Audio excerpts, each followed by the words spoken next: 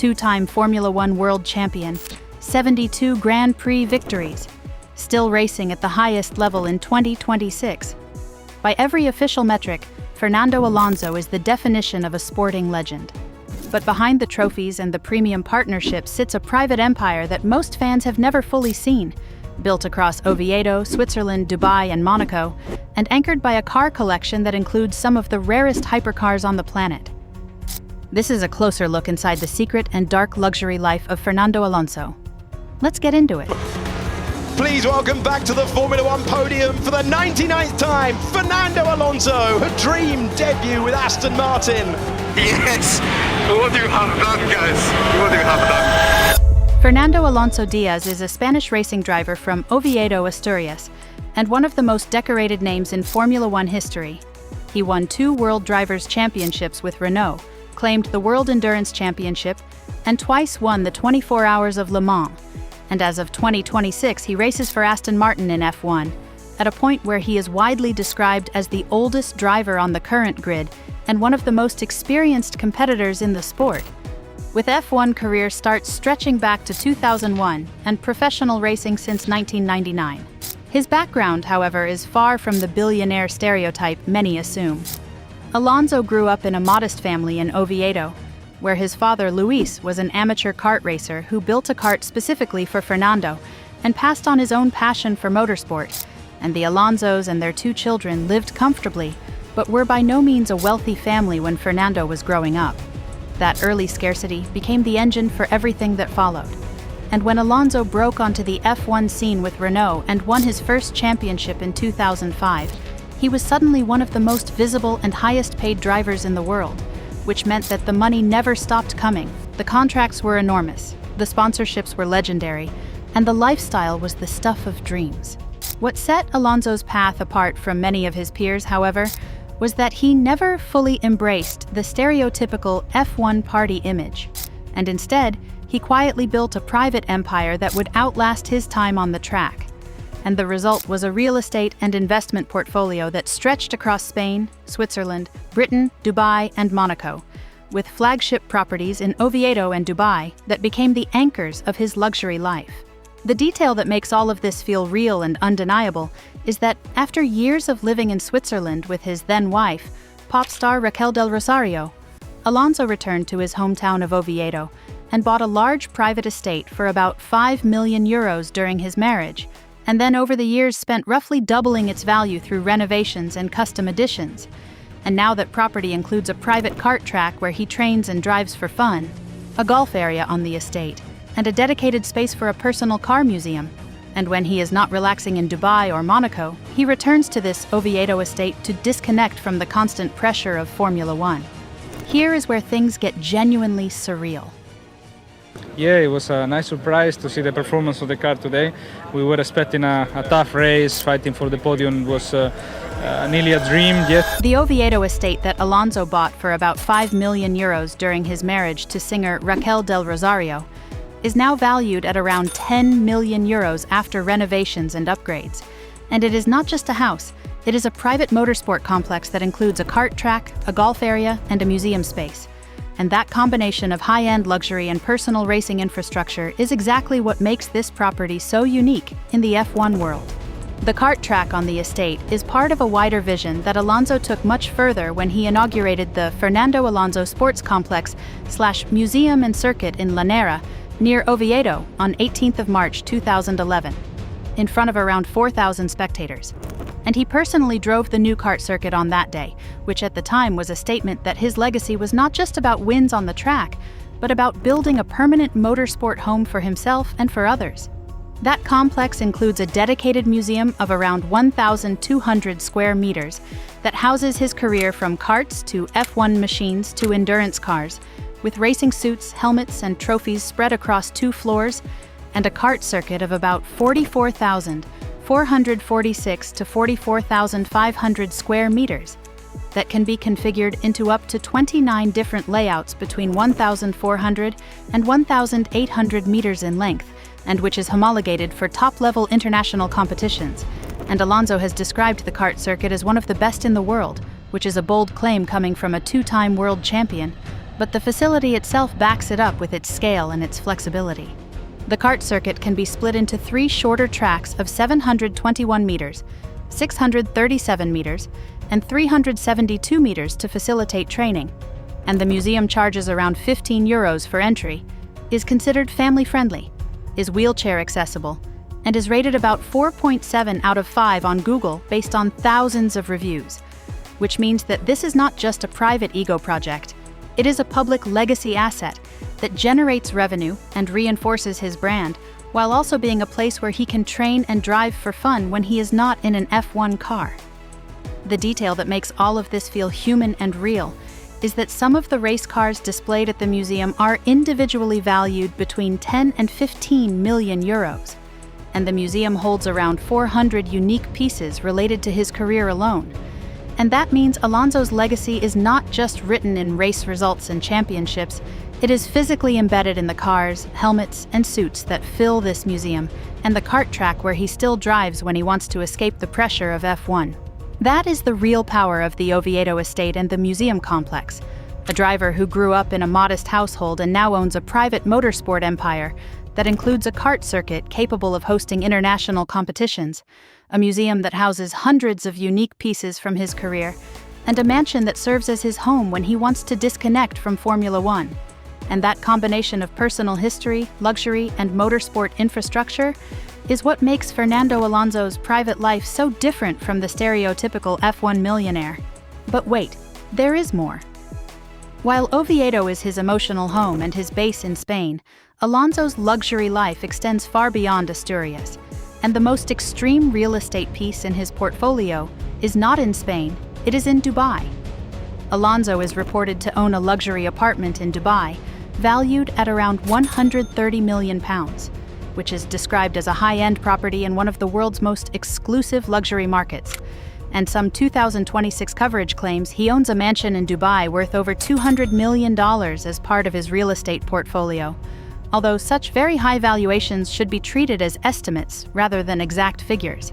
That Dubai holding, combined with properties in Switzerland and across Europe, including homes in the Alps where he spends time when he wants to escape racing, and with multiple houses in Switzerland during earlier career phases before his Aston Martin era, creates a real estate footprint that spans Oviedo, Switzerland, Britain, Dubai, and Monaco, and that global spread is what makes his luxury life feel so international and so detached from the kind of single-city lifestyle many drivers have. That is the real contrast in Alonso's luxury life. A driver who started in a modest household in Oviedo and now owns a portfolio that includes a €10 million mansion in Spain, a Dubai apartment valued around £130 million, and multiple homes in Switzerland and across Europe. And that combination of personal history and global luxury is what makes Fernando Alonso's private empire so different from the stereotypical F1 millionaire who just buys a house and a few cars and calls it a day. Now, here is where things get truly shocking. Alonso's car collection is consistently described as one of the most spectacular among active drivers, and the headline numbers alone are staggering.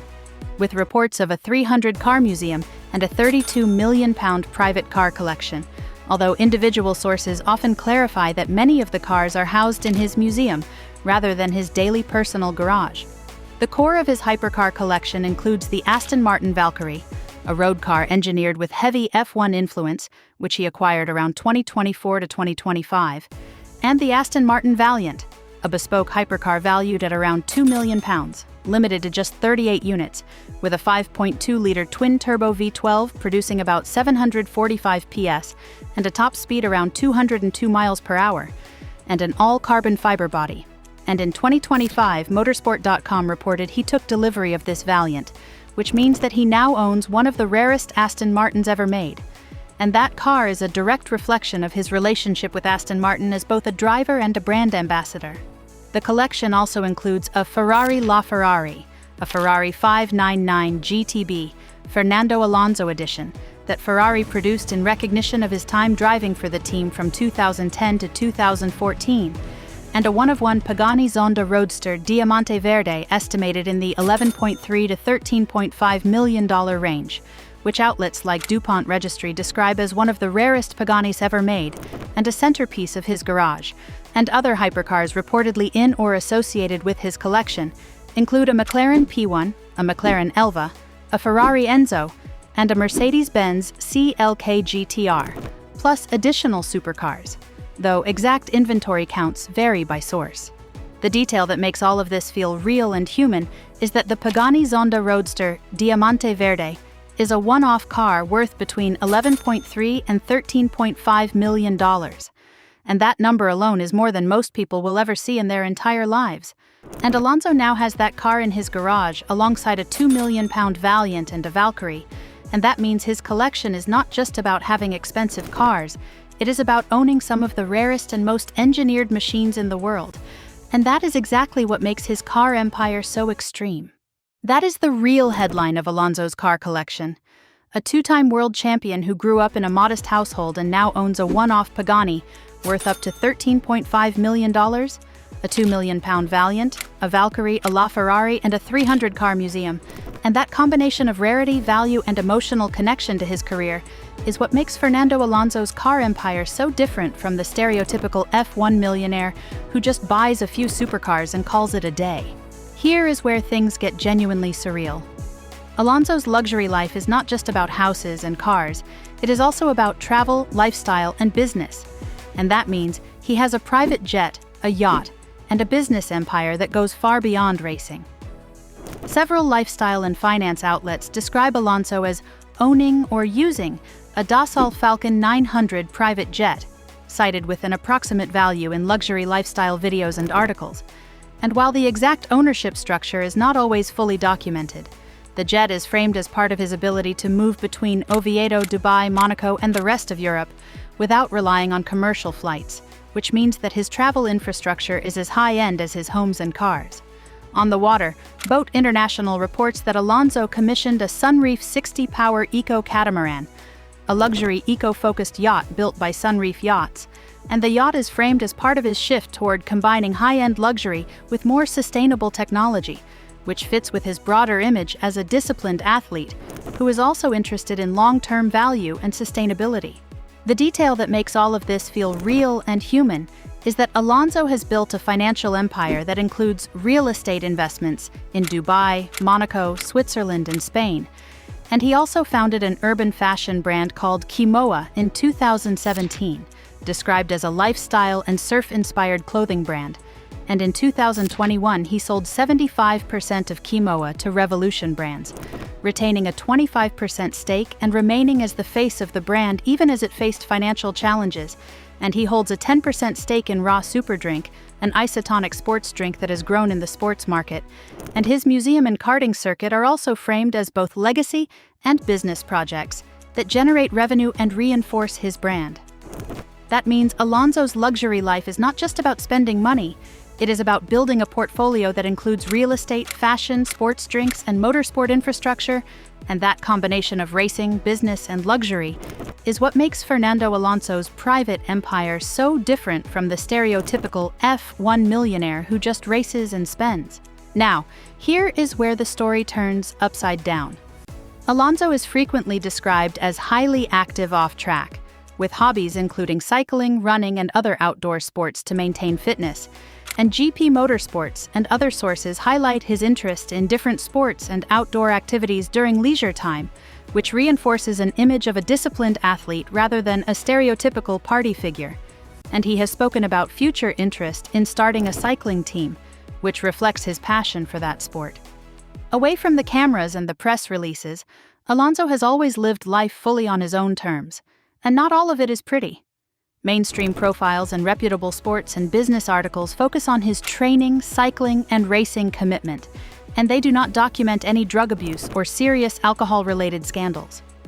Compared with some other F1 figures, there is limited evidence of major public scandals involving crime or extreme behavior, and most of the drama presented in lifestyle videos comes from breakups, new girlfriends, or tabloid speculation rather than documented criminal or abusive behavior. The detail that makes all of this feel real and human is that Alonso's relationship history includes his marriage to singer Raquel del Rosario, lead vocalist of El Sueño de Morfeo, and they kept their wedding largely private, with reports describing them renting the Palacio Conde de Torreno in the Asturian hamlet of Malesa for the wedding banquet. And after living together for several years, including a 5-year stay in Switzerland, the couple announced their separation in late 2011 and early 2012, with Alonso confirming the split and starting a new life phase back in Asturias. And later lifestyle pieces describe a relationship history that includes several high-profile partners, such as models and journalists, after his divorce from Raquel, although many of these are paparazzi-driven and should be treated carefully as entertainment-oriented rather than deeply verified. That is the real contrast in Alonso's personal life. A driver who is disciplined on track and active off track, with no documented drug abuse or serious alcohol scandals, but with a relationship history that includes a high-profile marriage, a public separation, and several high-profile partners after that. And that combination of discipline and personal drama is what makes Fernando Alonso's private life so interesting to fans who want to see the human side of the driver. Before we get to the final verdict, we need to stop and give Alonso the respect he deserves. As of 2026, he continues racing for Aston Martin, a veteran star worth between $260 and $400 million, backed by F1 income, real estate, and stakes in brands like Quimoa and Raw Superdrink. His museum and kart circuit near Oviedo pull thousands of visitors every year, and his garage keeps growing with hypercars like the Valiant, Valkyrie, and the one-off Pagani Diamante Verde.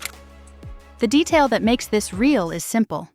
Alonso started with a kart built by his father in a modest household, and now owns a global private empire that spans Oviedo, Switzerland, Dubai, and Monaco. That is what makes his story different from the stereotypical F1 millionaire. Which part of Alonso's life hit you the hardest? The €10 million Oviedo mansion with its private kart track, the $13.5 million Pagani Diamante Verde, or the 300-car museum he built near his hometown? Let us know your thoughts in the comments section. And before you leave, don't forget to like this video and subscribe to Formula Girls so you don't miss the next ones.